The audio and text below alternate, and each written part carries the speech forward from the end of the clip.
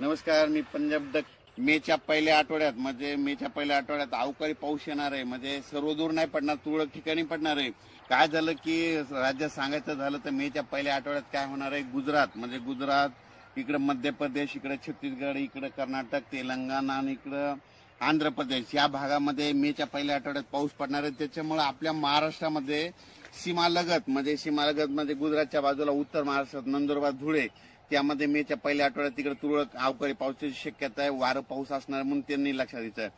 त्याच्यानंतर जळगाव जिल्हा मध्य प्रदेशकडे पाऊस पडणार आहे. त्याच्यामुळे मेच्या पहिल्या आठवड्यात त्याच्यामुळे जळगाव, जामोद, बुलढाणा जिल्हा, अमरावती, अकोला, वर्धा, नागपूर, भंडारा, गोंदिया, चंद्रपूर या भागामध्ये अवकाळी पावसाची शक्यता आहे. म्हणून मेच्या पहिल्या आठवड्यात ही अंदाज लक्षात येतात.